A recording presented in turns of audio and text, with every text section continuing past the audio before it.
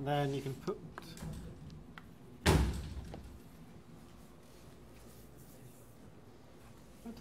you're counting the number of instances. So in this case, it's 8. You could put lots of them through a single point and pick that point. You get some large number, but or you could put all of them on one line. That doesn't help you much, though. That gives you n. I mean, okay, and then you could put the others through. So 2n.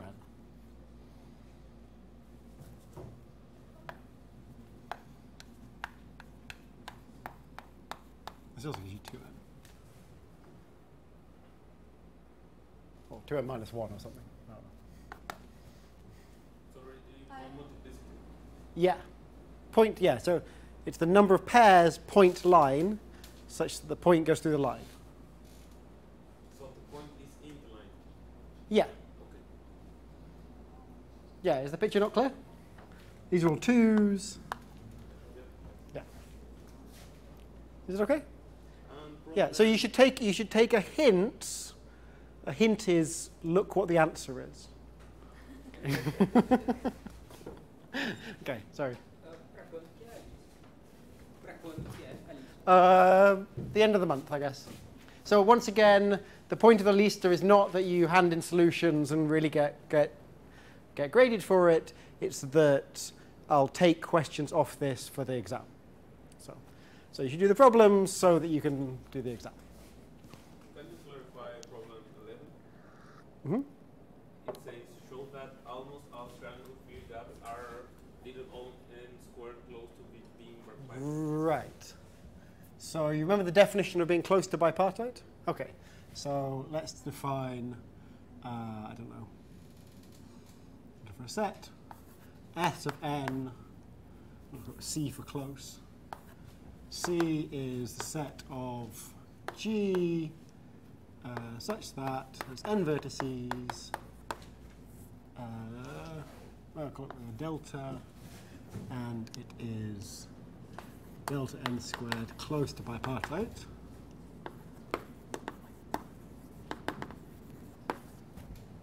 Okay. B of n be the set of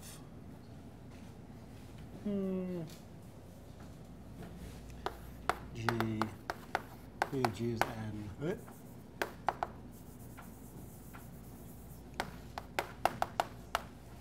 G bipartite.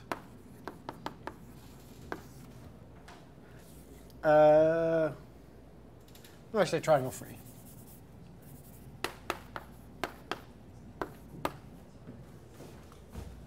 Then what we want is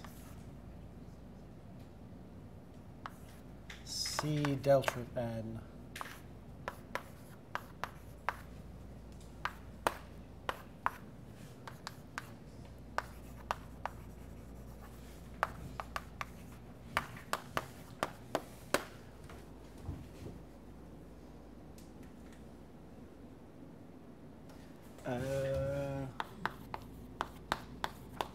also. Yeah, so I should define it the way around. Right, so you look at the family of guys that are triangle free, and the family of guys that are triangle free and are close to bipartite, where close means a delta n squared close. So you can remove delta n squared edges and make it bipartite. So this is a subset of this. But if the proportion tends to 1 as n tends to infinity, we say almost all of these have this extra property. Right? Why n squared? I mean, you can define delta prime to be delta n squared. You can Sorry, I said little o n squared. So little o n squared means for every positive delta, delta n squared works. Right? So why did I write little o n squared? Or what? I mean, when you vary delta, the delta n squared is positive, right? It can be any positive number. Fixed delta and n tends to infinity. So if you like it better, for all delta, for all fixed delta, this limit is 1. Okay. Yeah. Sorry. yeah, if you want to prove it for some function of delta, some actual function of delta going to 0, it's harder. Yeah. It's okay?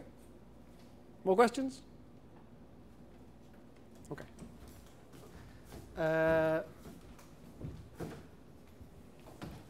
Perhaps another hint. So some of the problems you should use regularity, but I didn't tell you which ones. So just bear it in mind.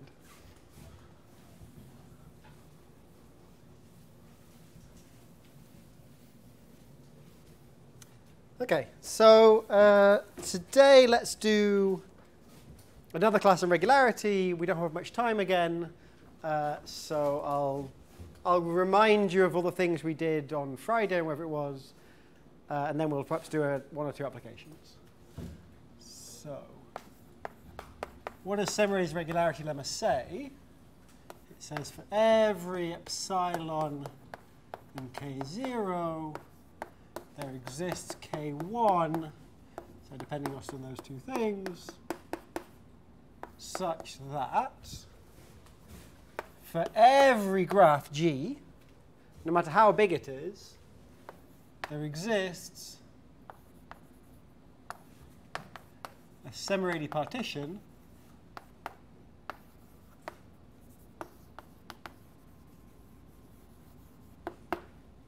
which means what?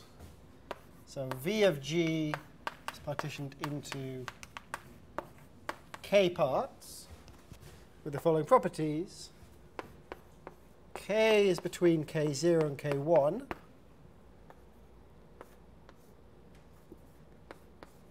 The size of the sets are all basically the same. And they're at most epsilon K squared pairs, Vi, Vj,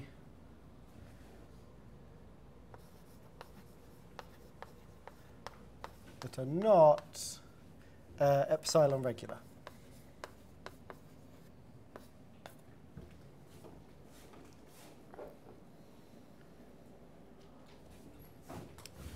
Where is he? Not.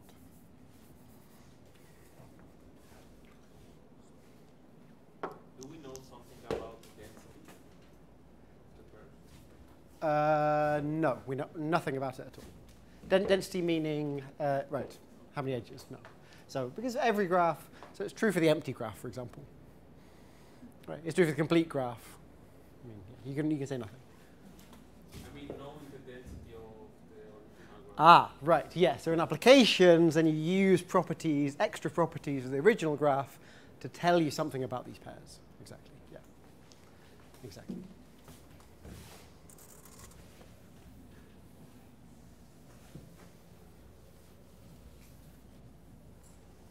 Okay. What was the definition of epsilon regular?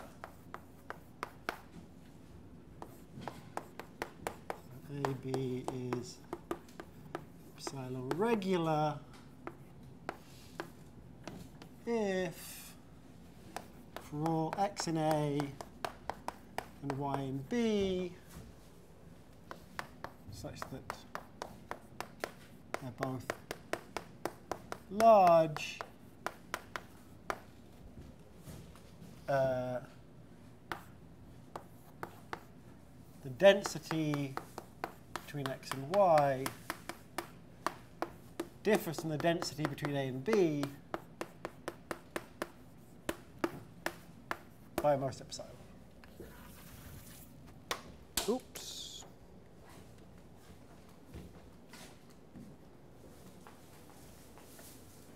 Okay. Are there questions at this point? People remember this? Are you kind of happy? Okay. Okay. And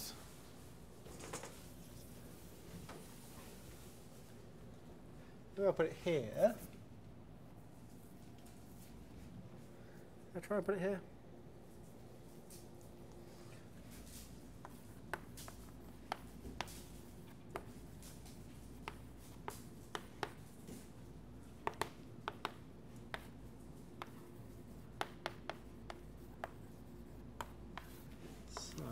this embedding lemma, which, so I'm also going to talk about a different version, which is a counting version.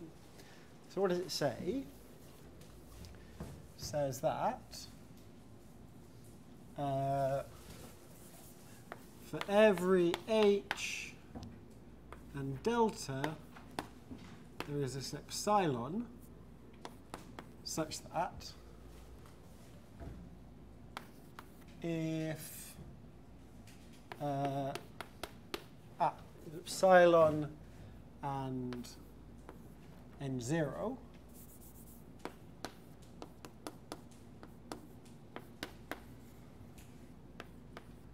this is a graph.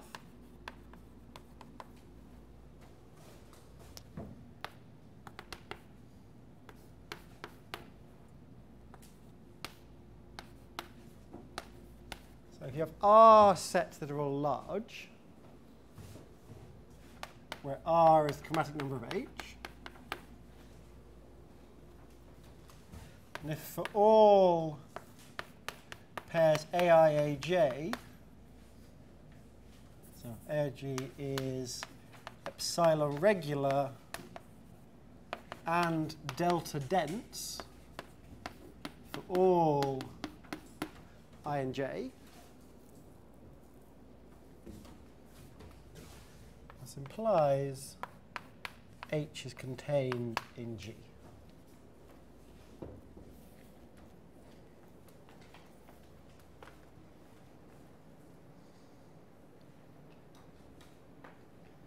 Okay.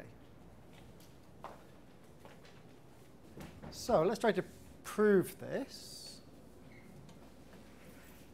So once again, please do interrupt me whenever you get confused, whenever you have a question. Okay, it's very easy, particularly with this kind of thing, for me to go much too fast, because after you're used to playing with these things, it becomes very intuitive.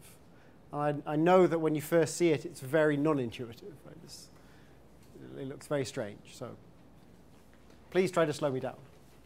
Delta dense just means density at least delta. Okay. So remember the proof for a triangle. Right? So remember, if H is K3, what did the proof look like?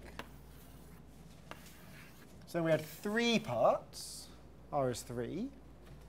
What do we say? So we had an observation about this. Observation, if A, B is epsilon regular, implies there are at most epsilon A vertices of A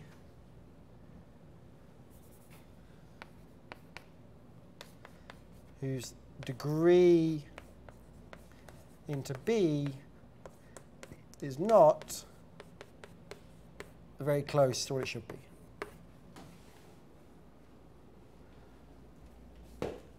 Remember this observation? D is the density of the pair AB. Isn't it 2 epsilon? Thank you. 1 minus. Thank you. Sorry, it's the other way around. Most that are not in this interval. Yeah. So perhaps I'll state it in a slightly different way this time. There's almost this many that are less than D minus epsilon. Because that's actually what we're going to use in this application.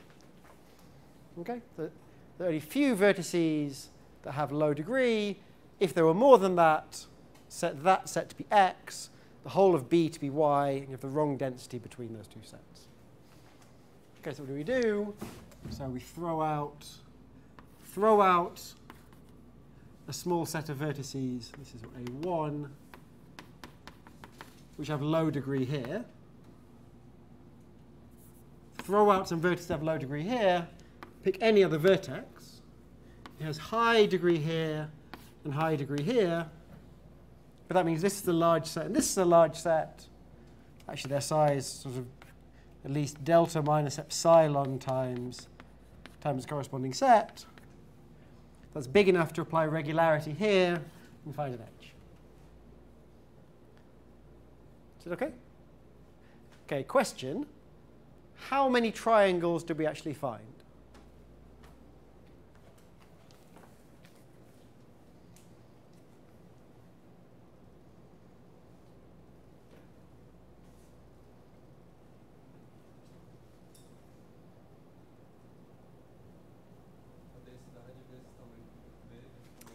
Yeah, so first observation is we didn't just find one edge here, we found really a lot, right? We found the number of edges we found here was at least so the density between this pair, so at least delta, minus epsilon, because you'd lose epsilon, times the size of these two sets, which are delta minus epsilon times the corresponding sets.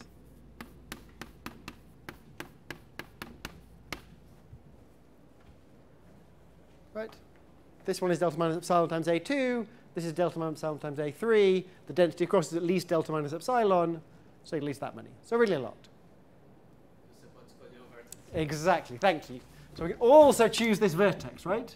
This is the number of triangles we found containing this vertex. So we vary this vertex. We have to multiply this by 1 minus 2 epsilon times A1.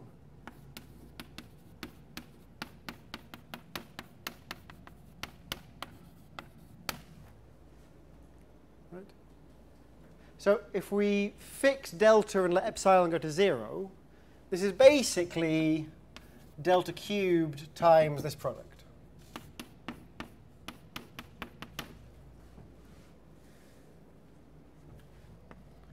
The question? So I multiply this by 1 minus 2 epsilon times A1, which was our number of choices for V. Is it OK? Yeah, so this is if you sort of send epsilon to 0 slowly. So right, recall that delta is fixed and epsilon is chosen depending on delta. So you should always think of epsilon as being much smaller than delta. Right? You don't always need it to be much smaller, but generally you can think of it as being much smaller. OK, so I just want to make a point about this. So this is the bound. You should think of it as being like this. And in this form, how strong is this bound? Could you hope for many more triangles?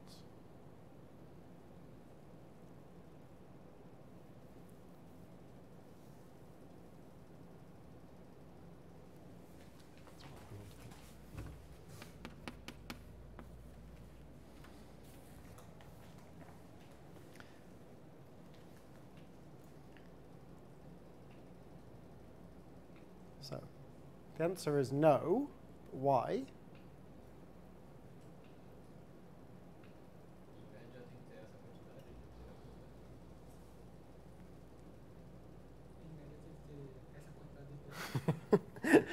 Louder.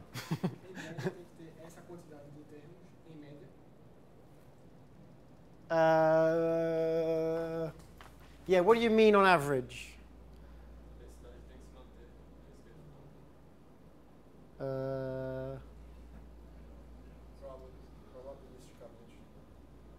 Yeah, exactly. So if we took a random bipartite graph of density delta, another one here, another one here, what would be our expected number of triangles? Exactly this. Right? And if you take a random graph with density delta, well, perhaps it's not completely obvious, but I can assure you that it's epsilon regular with high probability. I mean, that's the whole idea, right? This is supposed to be a kind of measure of randomness. So this is really good. It's not just giving you, so if you ignore the delta cubed, it's giving you like n cubed triangles, order n cubed, so within a constant factor of all of the triangles. But more than that, it's really giving you the best constant you could hope for. Right? So it's really giving you as much as you could ask. Right? And in general, we'll actually prove a similar thing.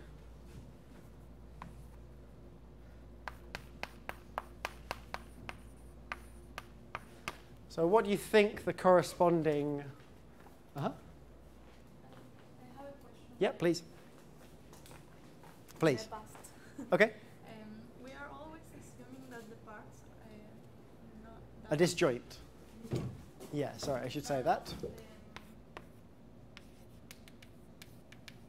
they have edges? Inside. The parts? Ah. Ever or doesn't? Right, so here we say nothing about the edges inside. Here I've also said nothing about the edges inside. So there might be edges there, but I'm not allowed to use them. So I'm just going to find, there are going to be at least as many copies of H, a certain number of copies, only using the edges between, because maybe inside there's nothing. Yeah, so we don't know, but we can't, so we can't use them. Thank you. Good question. So can you repeat the last part? So the assumption is that there are edges between the parts. This is what this is saying.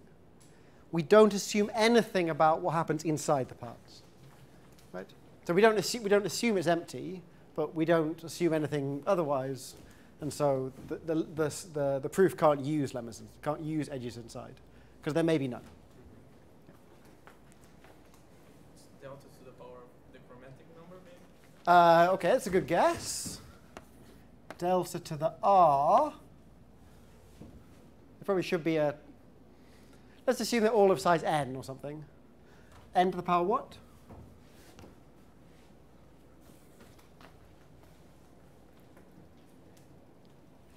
This is if n equals a1.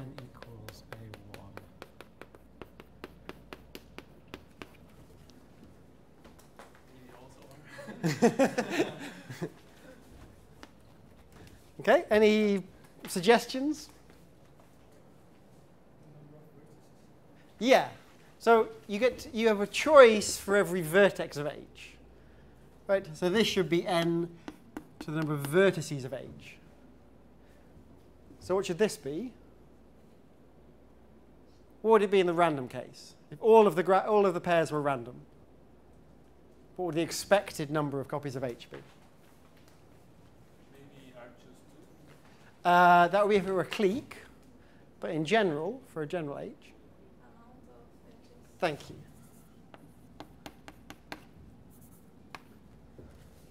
I mean, so I don't mean actually greater than this. I mean up to 1 minus epsilon or something, right?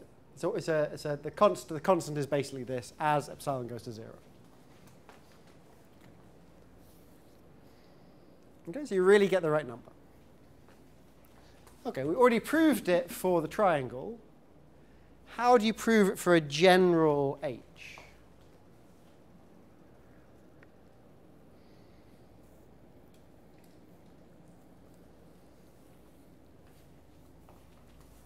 Well, let's suppose first, for simplicity, that H is a clique. So H is a copy of Kr. What do you do in that case? Find an edge between every... Yeah, so let's just do K4, just to see how it goes. So how do you want to prove for K4? You've got these 4 parts. Maybe I choose one set.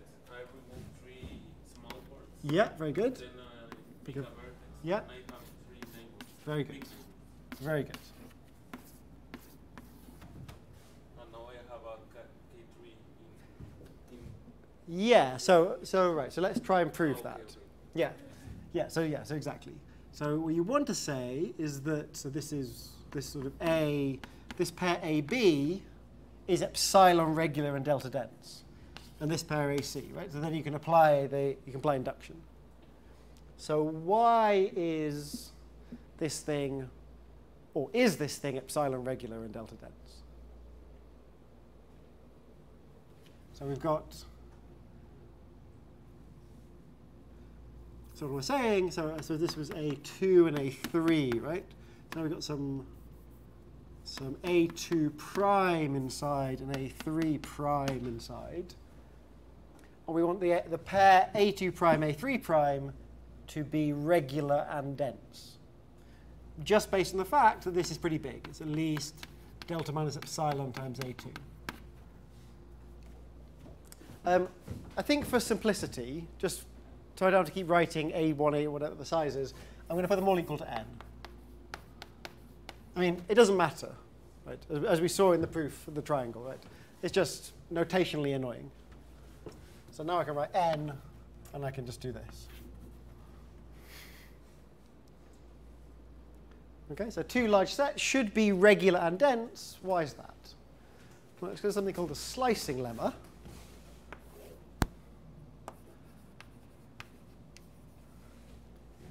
What do you do when you cut a cake? You slice something in two? Ah, oh yeah, really?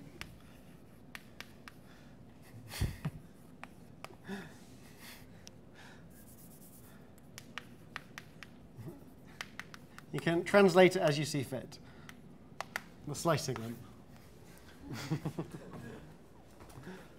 lemma. And so what is it?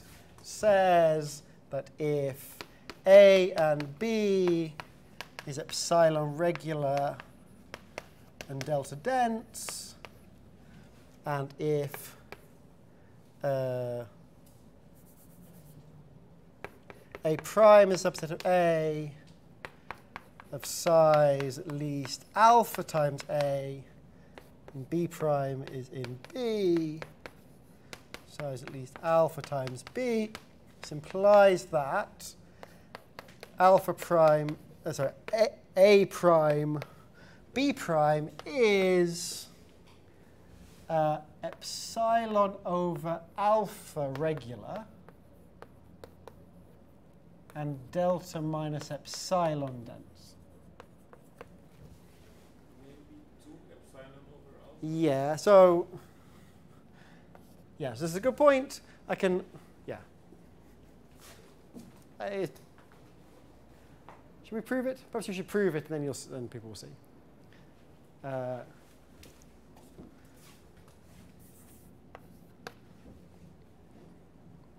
Yeah, this 2 is to stop me having to say that alpha is smaller than a half or something.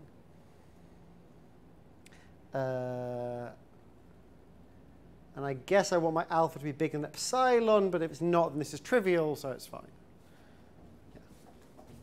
Yeah. So what's the proof?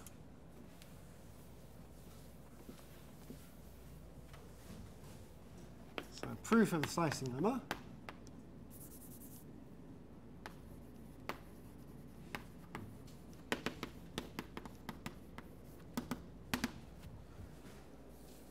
It's just the definition, right? If you take x in A prime, such that x is at least 2 epsilon over alpha times A prime, well, A prime is at least alpha times A, so this is at least 2 epsilon times A. Right? 2 epsilon over alpha times B prime, this is at least 2 epsilon times B. So by the fact that A and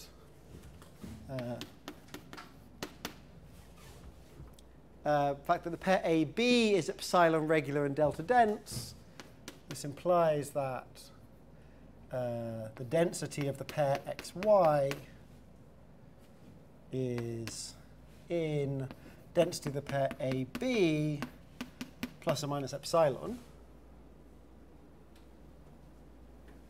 Right. Does that mean 2 epsilon? I think it's OK. And what else do we know? So we don't actually want to compare the density of xy to density of AB, right? We want to compare it to A prime, B prime. But by the same argument, the density of A prime, B prime is also close to density of AB. So by the triangle inequality, the density of xy is in the density of A prime, B prime, plus or minus 2 epsilon. Right. And 2 epsilon is smaller than 2 epsilon over alpha, because alpha is less than 1. OK, so it's just a definition. Oh yeah, and this thing is at least delta, so this thing is at least delta minus epsilon. Oh, sorry, this thing is at least delta minus epsilon. Yeah, please. Oh, sorry, it's this thing.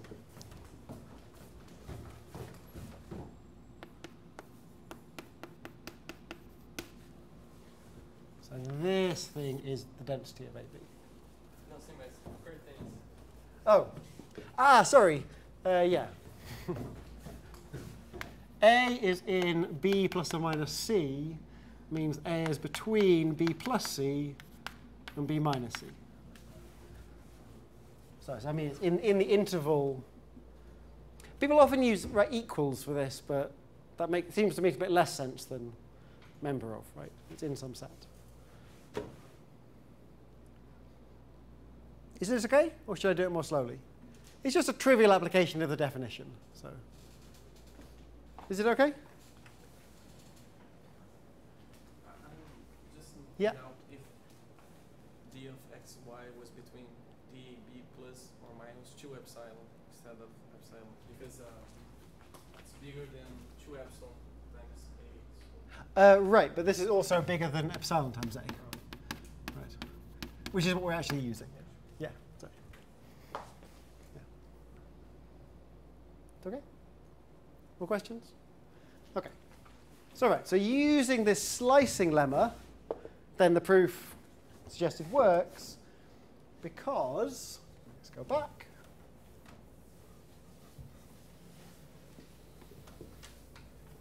That's what you do. So take one of the sets, throw out a small set for each of the other sets, pick a vertex. For each of the other sets, you have a neighborhood.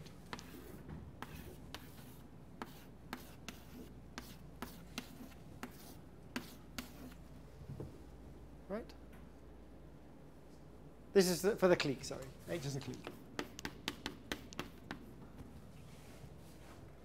And each of these sets is at least delta minus epsilon times n. You're all looking confused, which shouldn't be happening at this point. What went wrong? So I'm proving this for the clique using the slicing lemma.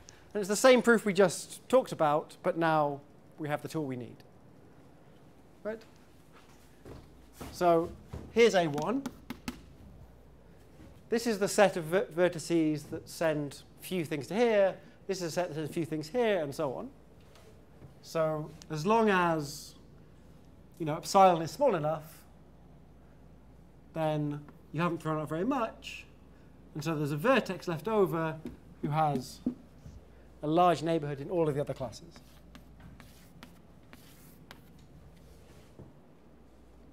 But now each of these pairs, this is A2, this is A2 prime, A3 prime, and so on, these are not epsilon regular anymore, but they're epsilon over delta regular. So this pair A2, A3, or AI prime, AJ prime, is 2 epsilon over delta minus epsilon regular, and delta minus epsilon dense.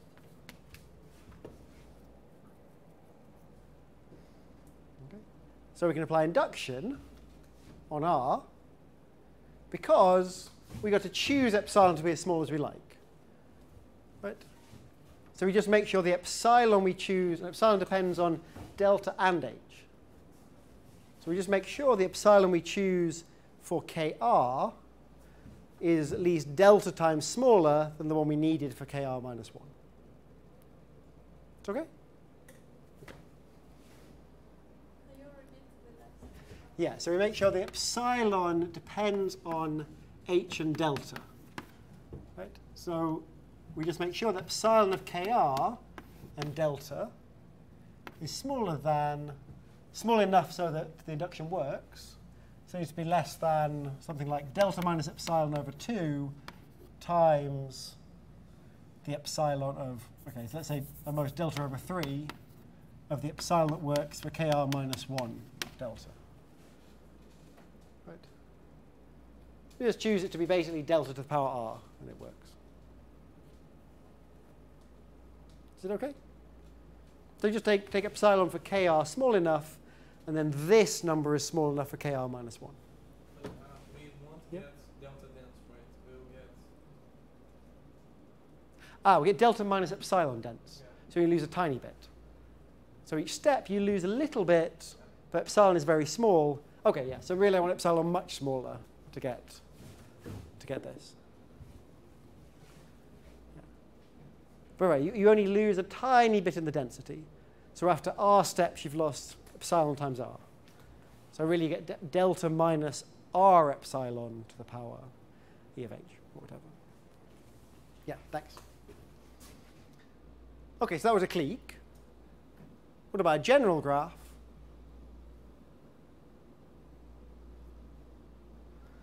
Aha, so you need one more idea.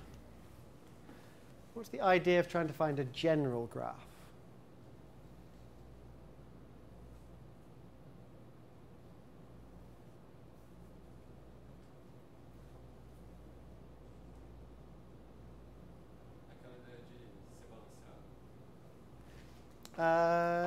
There's no need to be balanced. Assim, você pega o maior conjunto balanceado e você vai expandindo para encontrar os outros partes no gráfico. So you're taking a coloring of H, and you want to find one color class at a time, or something. When we did the sprinkling, and we found the... But there's no randomness here. Yes. So yeah, so sprinkling is definitely not allowed. I mean, we would find the smallest clique inside, and we use something to find the rest. Right. Yeah. So what we're doing here, because it's not random, then it's the wrong intuition. Rob, So yeah. I have a question. Uh-huh. Going backwards only a bit. Yeah. It seems strange to me that in the last line there you Yeah. have epsilon, kr, delta minus epsilon, right? I mean, Yeah.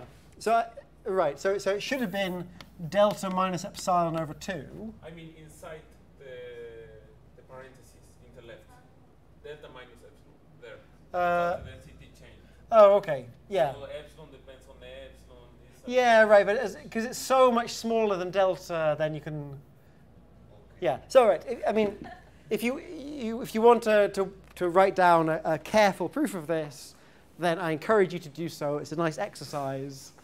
I mean, it's not exciting, right? It's just you just have to check all of these stupid little details. But the idea is very simple. Shall I do that in the test? So in the test, I will definitely not ask you to prove this, right? Yeah. Yeah. Under no circumstances. Yeah. I mean, I won't even ask you to prove it for the triangle, which then is really simple. Right?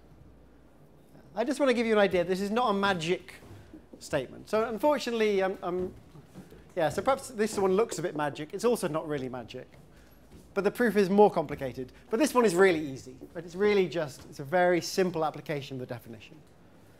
I just want to give you this idea of that, if you wanted to, all of you could go home and write down a proof of this in an hour or so, and it would be completely rigorous. Okay? But let's not do all these horrible details. I mean, it's already bad enough. But there's one nice idea. So the one nice idea we haven't had yet, that the intuition is not the intuition of randomness, it's the intuition of dense graphs. It's more like the Erdös-Stone proof. So what do we do for general H? So for general H, we observe that H is contained in KSSSSS for some, when there are of these things, for some S large, for some S, right? And then what we want to do, so let me just draw the picture for 3 things. So here's the picture for r equals 3. What we want to do is break up each of these into S little pieces so we can find one vertex in each. Okay, so we slice this thing, this is why it's called the slicing lemma, into S little pieces. Right? So this is A1, so I'm going to call these A11 up to A1S, and similarly with the others.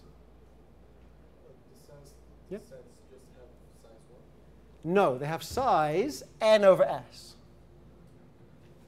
So the size of Aij is n over s. I mean, plus or minus 1. Right. And observe that by the slicing lemma, Aij, Ai prime, J prime is 2 epsilon times s regular and delta minus epsilon dense. For all I not equal to I prime and all jj prime in S. This is just the slicing lemma. Okay, because we've sliced each one is a subset of density 1 over S. Let's apply it with alpha equal 1 over S, please. Yeah.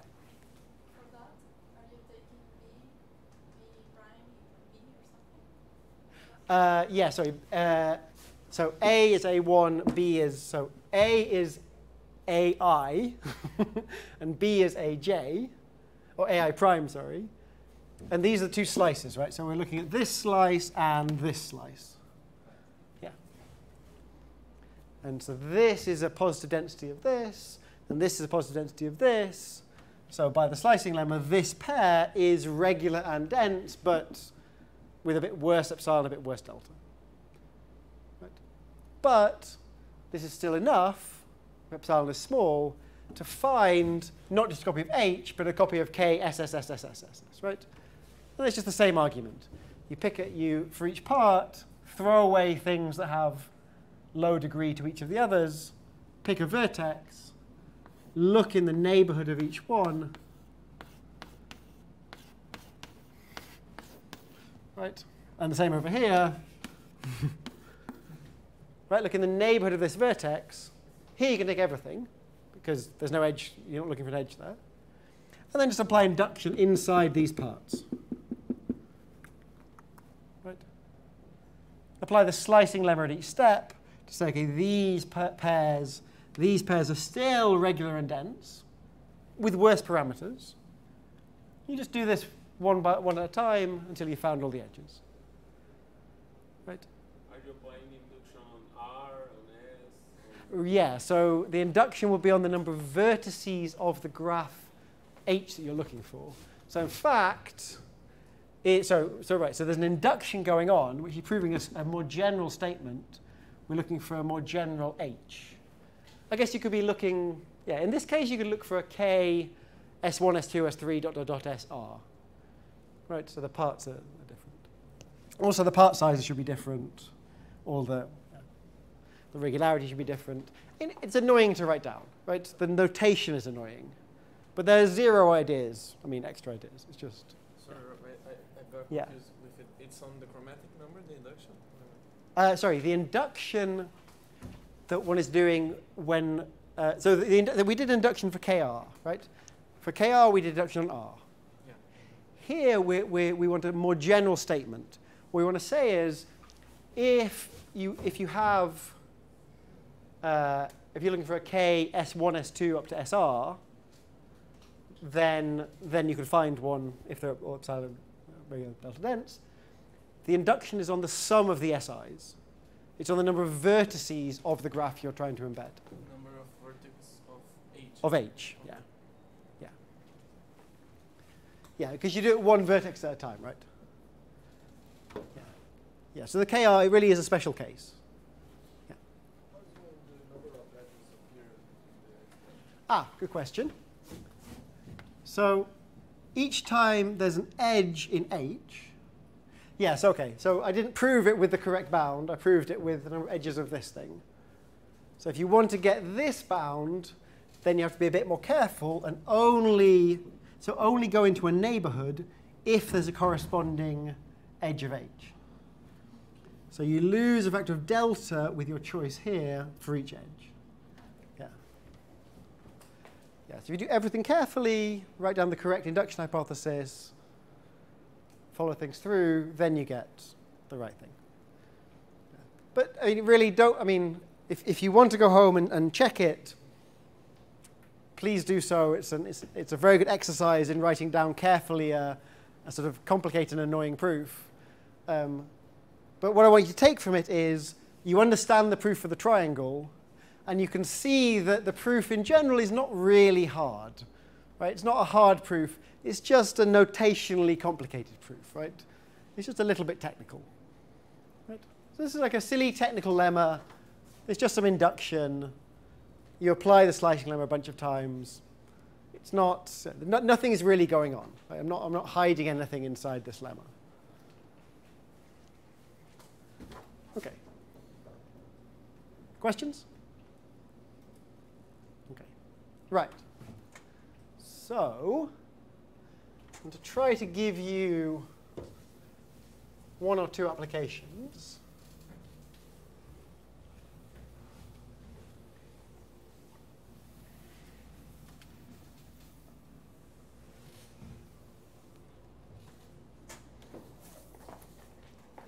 So I gave you Erdös-Stone already. Would you like me to do Erdös-Stone again slowly, or do a different application slowly? Slowly means 25 minutes. Who votes for the same application you've seen, but done slowly? Who votes for a different application? OK, different wins. Good. OK. Right. I think maybe I'm just going to get rid of this definition now, because we just used it for the lemma we wanted. I don't think I'm going to use it for anything else.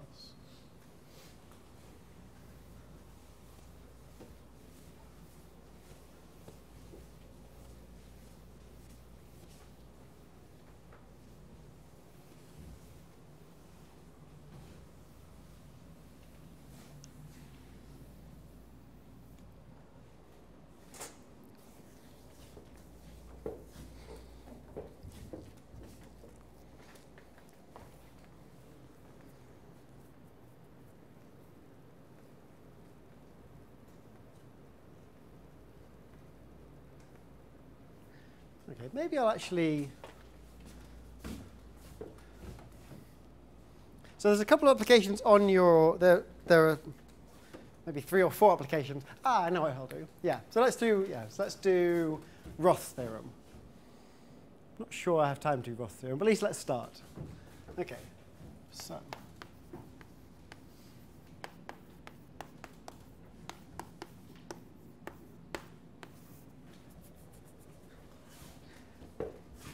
Yeah, so I want to avoid the applications I put on your example sheet. And there's a couple of other ones I want to give you, but they're a little bit more complicated. So let me do this instead. OK. What does it say? It says that for every delta, there exists n0 such that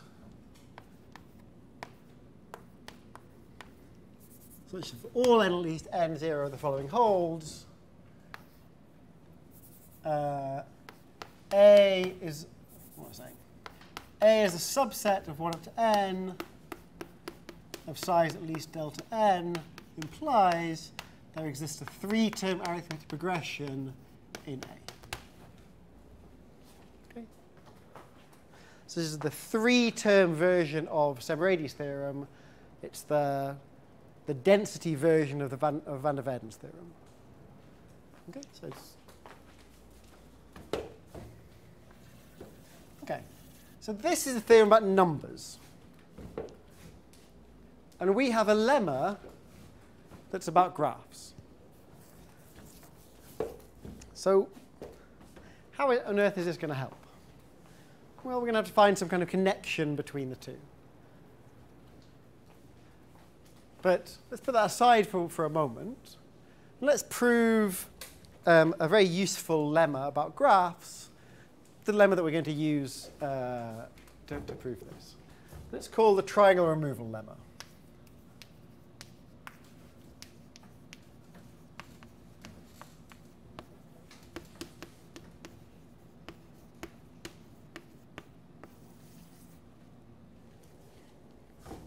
So what does it say?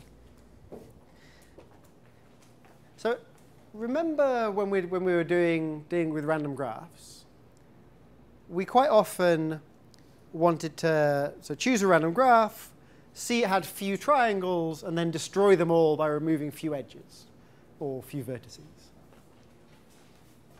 So now in a deterministic setting, and that's harder to do, so this triangle gives you a powerful tool to do it. So it says the following. I'll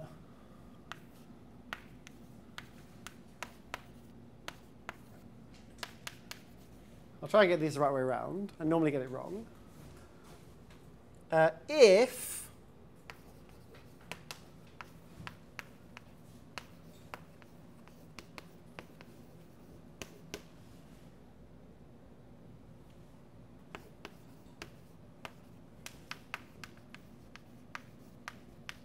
So suppose that G is a graph with few triangles, where few means a most beta time proportion of all of them. Okay? The most triangles you have is about n cubed. Let's suppose you only have beta times n cubed triangles. So what can we do? We can destroy all of them by removing one edge from each. That would be beta times n cubed edges. That seems bigger than n squared, so we're in trouble. Okay, so we don't want to do that. But magically, this lemma says that you can destroy them by removing many fewer edges. And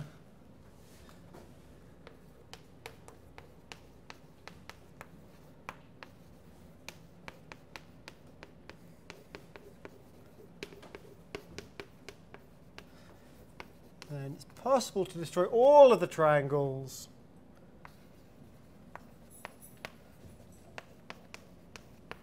by the removal of at most alpha n squared edges. And note that alpha was arbitrary. So if we want to destroy all the triangles by removing only n squared over 1,000,000 edges, we can do it as long as beta is small enough, a small enough constant. Mm-hmm. And n is arbitrary. Yeah. Exactly. Yeah. So beta only depends on alpha.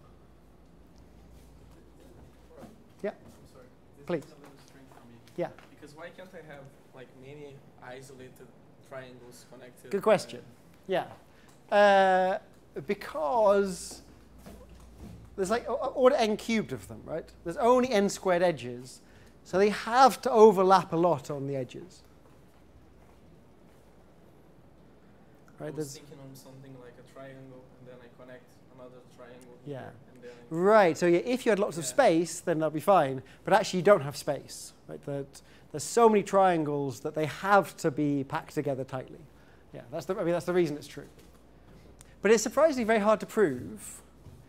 So we'll prove it using regularity, which gives a terrible bound on beta. It was only a few years ago that this bound was improved by quite a lot to still terrible, but much less terrible, by a guy called Jacob Fox. He sort of avoided the regularity lemma, but still kind of used similar ideas. And so there's really, we don't have any proof of this that's really got nothing to do with regularity. So the proof I'm going to show you is the proof, essentially, that's known of this. Which is surprising, because it's a very intuitive statement. OK, so what's the proof?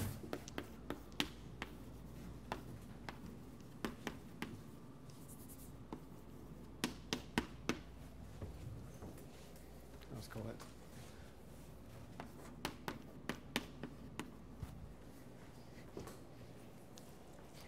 OK, so what do you think we should do?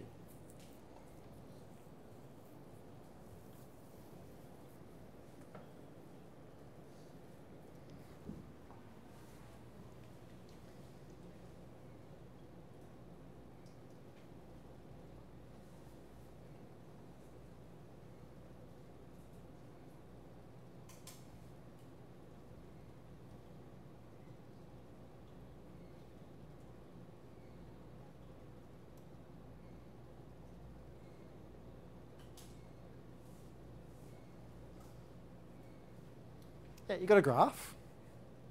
So,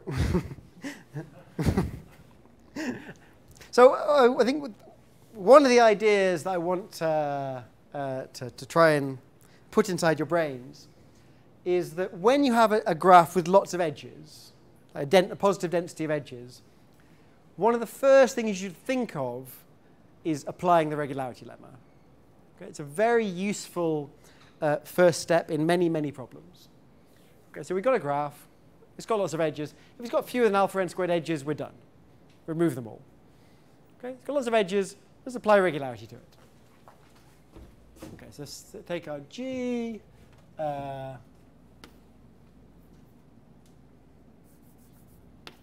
apply regularity lemma with epsilon small. We'll choose it later.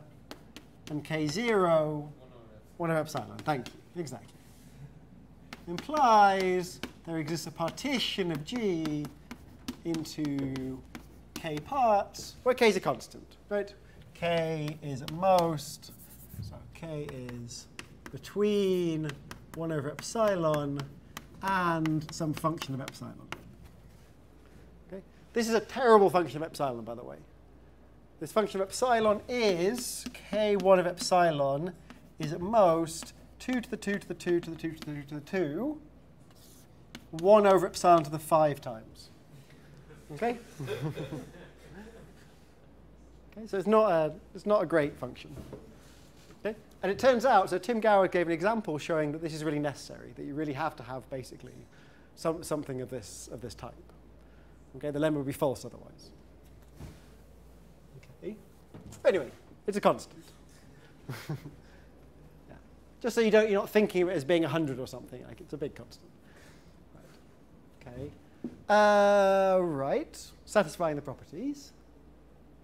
So, second step is to define the reduced graph.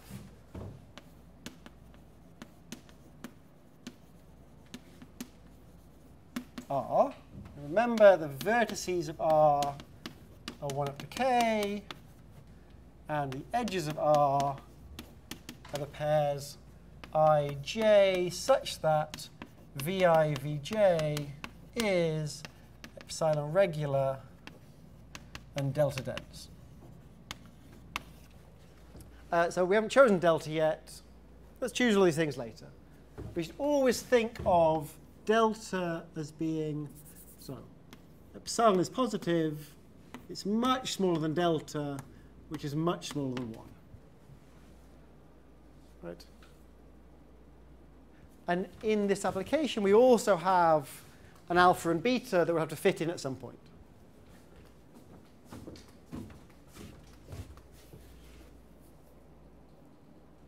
Okay. I mean, alpha is given to us, so alpha is going to go here, right?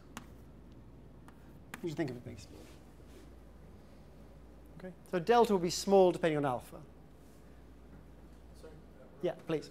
Confused. I remember I got confused with this Yeah. last time also. Yeah. Why can I choose E of R? We're just defining this graph. Right? It's got nothing to do with anything. It's just we're just defining a graph. So we're given a partition. Sorry. I mean, the graph is determined by the partition, right? By which pairs these are. It's a way of encoding the information that we're interested in. Right? So we're given this partition. Some of the pairs are regular, some aren't. Some are dense, some aren't. Let's just record which ones are good. But the partition guarantees to me that they're regular, right? But Sorry? what about the dense part? Oh, we don't know. Yeah, we don't have any. The lemma doesn't tell us anything about the edges of R. It could be R is empty. But then we're going to use it. So no, OK. So there's some R. We don't know what it is. But we can try and divide into cases, depending on what properties it has. So who can give me a case when we are done? What property of R do you think we're interested in? But to be more precise, I'd like to partition into 2 cases, depending on a certain property of R. What property should that be?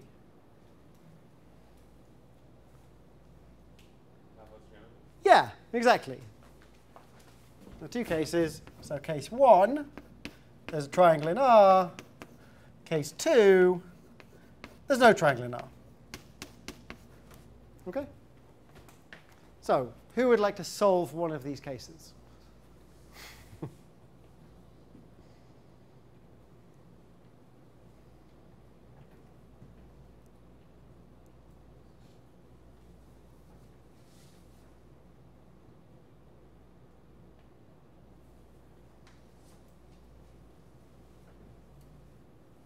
You have a triangle in R, Mm-hmm. then you have three parts Mm-hmm.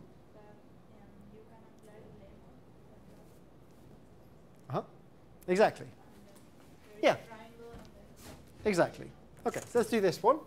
So if there's a triangle in R, this implies, by the embedding lemma, the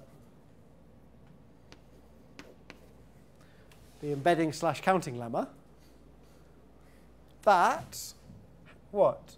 The number of triangles in G is at least what?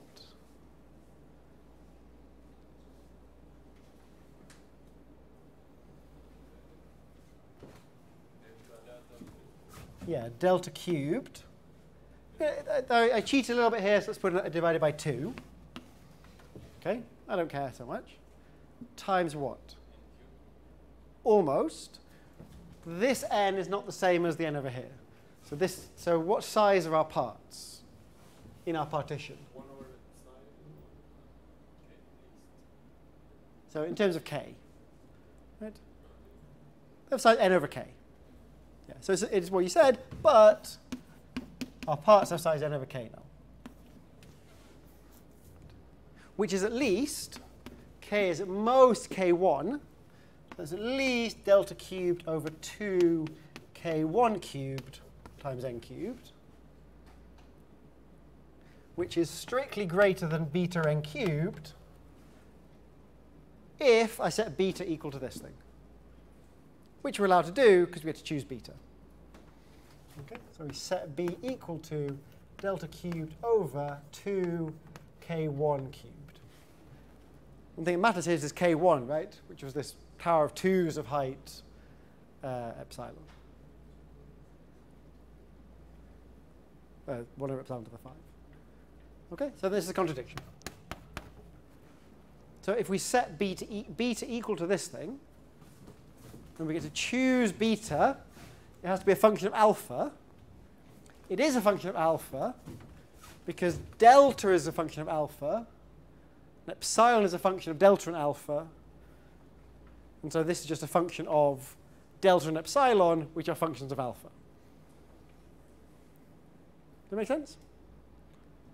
No? Okay. Yeah, so we haven't, but I promise you that it's a function of alpha. So what do we need so far? What have we used about delta and epsilon? I mean, here, this is for every delta. We need epsilon was small compared with delta. Okay, so we need to make sure whatever delta we pick, the epsilon we pick is small enough as a function of delta and the triangle. So just a function of epsilon, of delta, sorry.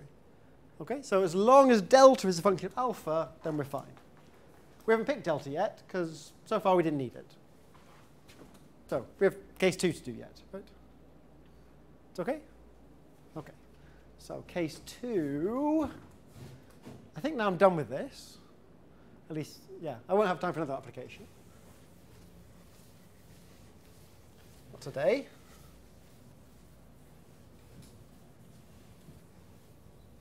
Okay, case 2. There's no triangle in R. What do you want to do in this case?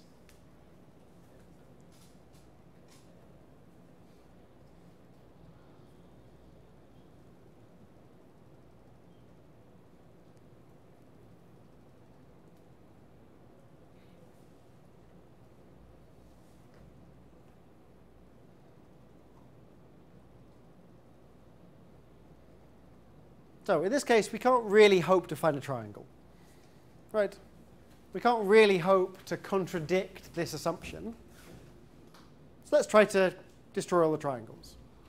So how do you want to destroy all the triangles? Which edges would you like to remove from the graph in order to destroy all the triangles?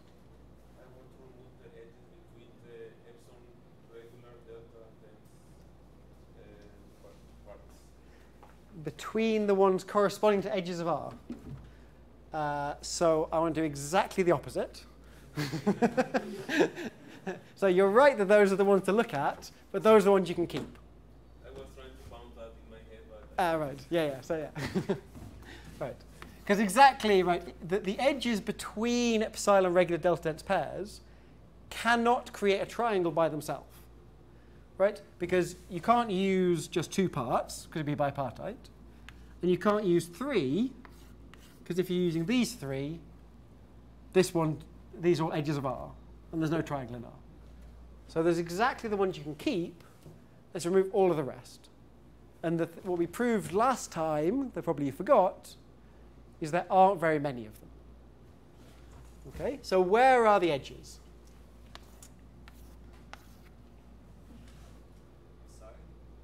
Yeah, so inside, exactly. So there are 4 kinds of edges inside.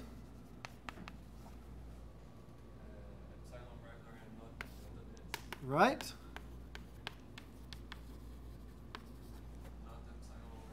Yeah. And the fourth kind was an edge of R.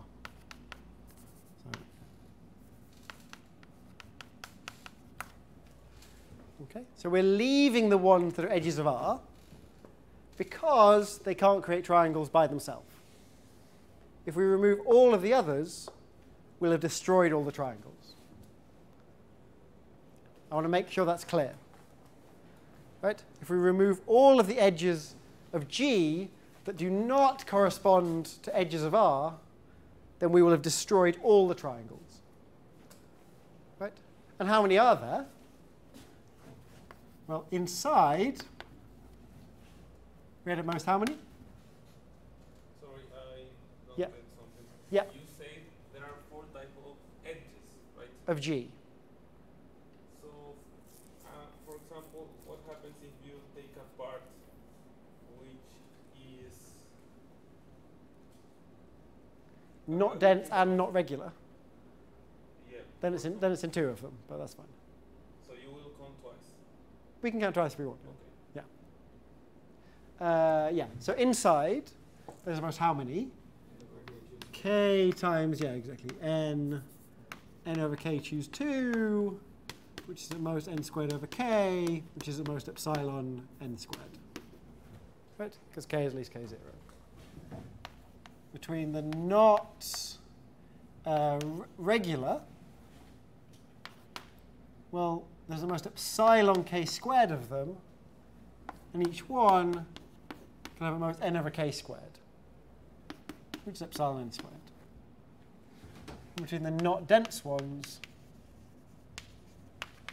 well, there's at most K squared of them, but each of them has at most delta times n over K squared, which is delta n squared. So if we set alpha equal to delta plus 2 epsilon, or at least if we make sure that alpha is at least delta plus 2 epsilon, then we can remove all the edges inside the parts, all the edges between not regular pairs, all the edges between not dense pairs. We'll only have removed delta plus 2 epsilon n squared, so less than alpha n squared edges, right? And we'll have destroyed all the triangles because the remaining edges correspond to edges of R, and there's no triangle in R. Right? So as long as we pick delta small enough so that this inequality holds, it's just a function of alpha, right? So delta is a function of alpha. Epsilon is a function of delta. Yeah? So delta can be alpha over 2. Epsilon was given by the lemma I raised. They're just both functions of alpha. So K1 is a function of alpha. So beta is a function of alpha. So you're fine. Right? I mean, a terrible function of alpha. Like some terrible tower function, but no. Is it okay? I mean, what Yeah. is strange for me is that VR has only K vertex, right? So Yes. this K is very big because It's a large constant, yeah. Yeah. But Yeah, it's a large constant, but the number of vertices of G is way, way, way, way bigger.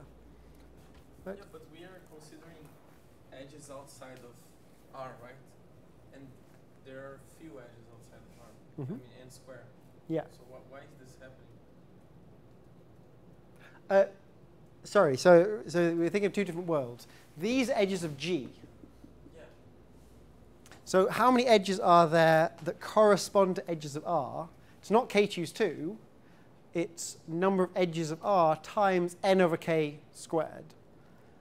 Right, the number of edges of G that correspond to edges of R. Sorry, I'm using correspond in a slightly strange way. Suppose this pair is an edge of R. Then every edge inside here, I'm saying corresponds to this edge. Like is contained in an edge of R. Right, so there are many, many, many, many edges of G that correspond to the same edge of R. Is that the confusion? Yeah. Yeah, OK. Can you say that again? So, so my use of the word correspond is perhaps a bit confusing. That there are many edges of G that correspond to the same edge of R. There's an edge of R between two parts. So I'm saying any edge between here corresponds to this edge. And there's many, many edges here. Like order n squared. Really a lot. Yeah. Yeah, so there's a scale happening at k, and there's which is the partition. Right? So there's a number of pairs that have certain properties. And there's the scale happening of the edges of G, which is much bigger. It's like n squared. Yeah, so you perhaps think of this reduced graph as a model of the whole graph. Go ahead. I forgot why k squared and not regular and not this. Which one, sorry? Both. Ah, so this is a number of non-regular pairs. Right? And this is just a number of pairs. Right. It could be all of them, yeah. I mean, it could be k. I mean, okay, k choose 2, I guess, is really a yeah, so. Yeah. You're gaining from the delta here, you're gaining from the epsilon here.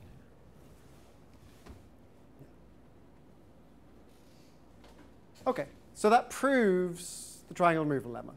Okay? It's almost immediate, actually. I'm going to have to stop. So maybe next time I'll tell you how to deduce Roth from the triangle removal lemma. Maybe you can think about it.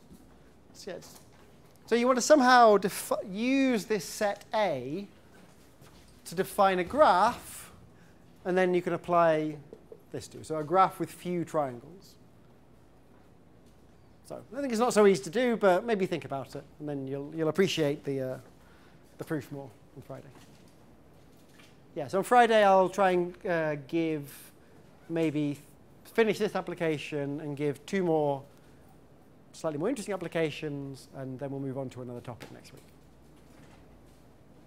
What is the date of the last exam? The Wednesday of the last week that we decide, which is like the 27th? 27th.